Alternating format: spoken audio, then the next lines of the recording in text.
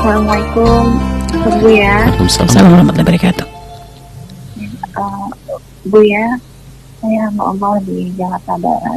Saya mau bertanya dengan Bu ya. Saya sudah menikah selama 12 tahun. Nanti bulan Desember 12 tahun. Saya belum memiliki anak, Bu ya. Di awal pernikahan kami baik-baik saja, tapi sekian tahun ini suami saya ada wanita lain, dan saya sudah mengetahui. Suami kenapa? Itu sejak lama. Suami ada wanita lain? Iya, betul. Iya, dan Maksudnya menikah? Sebelumnya saya sudah mengetahui bahwa suami saya pernah berhubungan Maksudnya menikah? intim dengan wanita itu. Maksudnya menikah? Halo? Menikah, maksudnya menikah? Suami menikah dengan si wanita lain tadi? Tidak. Baik. Tidak. Dan saya mengetahui hubungan intim mereka sudah sejauh apa dari wanita tersebut. Saya tanyakan dari wanita itu. Baik. Gitu. Dan sejak saya mengetahuinya, saya berusaha mencoba sabar dan kuat, dan saya memaafkan. Ternyata suami mengulanginya kembali sampai sekarang. Dan saya digauli oleh suami saya kurang lebih sekitar 3 bulan. Setiap 3 bulan sekali. Yang saya ingin tanyakan dengan Bu ya, saya harus bagaimana, Bu ya? Baik, yang pertama. Cukup? Ya, dan mohon maaf, yang tadi saya Cukup ya?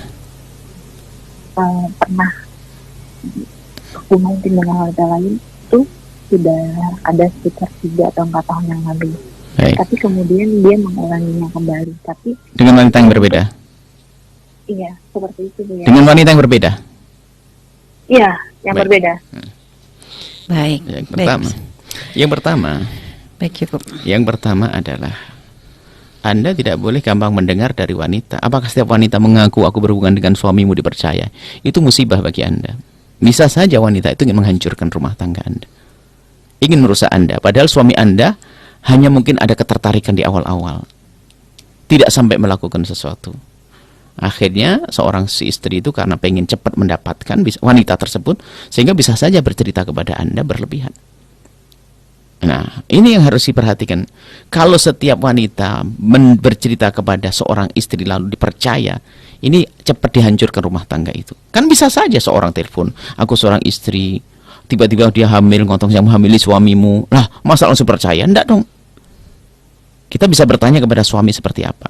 Kemudian di saat suami mengatakan iya sendiri, mungkin iya berhubungan, belum iya berkomunikasi, belum tentu berhubungan. Jangan sampai kita langsung terlalu jauh mengatakan melakukan zina itu. Baik. Kemudian jika ternyata memang suami ada ketertarikan seperti itu, maka perlu kita korek kepada diri sendiri. Mungkin selama ini kita kurang di dalam memberikan pelayanan kepadanya. Dan Buya menangkap daripada kalimat yang Anda sampaikan, 3 bulan sekali Anda digauli seorang suami. Kenapa harus 3 bulan sekali? Anda di mana? Dan selama ini durasi pertemuan Anda dengan pertemuan Anda dengan suami itu sebanyak apa? Ini perlu dipertimbangkan. Jangan sampai, nah ini kadang-kadang seorang istri biarkan suaminya berbulan-bulan gak ketemu seenak ini, karena mungkin istri sibuk atau karir segalanya. Dan suami adalah seorang yang normal, dia punya hajat, syahwat yang tidak pernah terpenuhi. Akhirnya yang semula tidak berpikiran menjadi pikiran. Makanya Anda koreksi diri Anda sendiri. Artinya mungkin selama ini Anda kurang memberikan pelayanan yang baik kepada sang suami. Kemudian naudzubillah, kalau memang suami memang ada naudzubillah memang kecenderungan kepada wanita itu nggak bisa ditahan, naudzubillah ya, maka disuruh membuka pintu halal. Kalau pintu haram, naudzubillah, kalau sudah berani kalau orang sudah berani, naudzubillah, kalau betul, tapi kan belum betul, kalau betul seorang berani berzina, hendaknya diingatkan rasa takut kepada Allah. Ya. Dan suruh membuka pintu halal.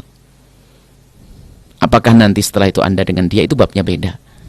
Karena jangan sampai seorang muslim, biarpun itu bukan suami Anda, jangan sampai ada di antara kita merelakan orang melakukan zina. Itu adalah bentuk kemunafikan tersembunyi di hati kita. Seorang istri, apalagi seorang istri, merelakan suaminya, membiarkan suaminya berzina. Tidak rela tapi tidak memberikan pintu yang halal. Tidak rela tapi buka pintu yang halal. Apakah artinya saya harus mengizinkan suami saya nikah dua? Oh, enggak. Anda penuhi dulu seperti apa dan diskusikan sejauh mana kecenderungannya kepada wanita tersebut. Kalau bahasanya berontak, nggak bisa, aku nggak bisa pisah dengan dia, no. Mungkin seperti itu. Ya Anda nggak ada jalan lain kecuali memberikan pengarahan. Baiklah bang, cari yang halal, pintu halal. Seperti itu. Kalau Anda tetap tutup pintu haram, karena mungkin dia orang awam, Anda yang mengerti, karena kenyataannya Anda yang lebih telepon kepada kami. Anda solehah, Anda wanita mulia, Anda terhormat, Anda baik.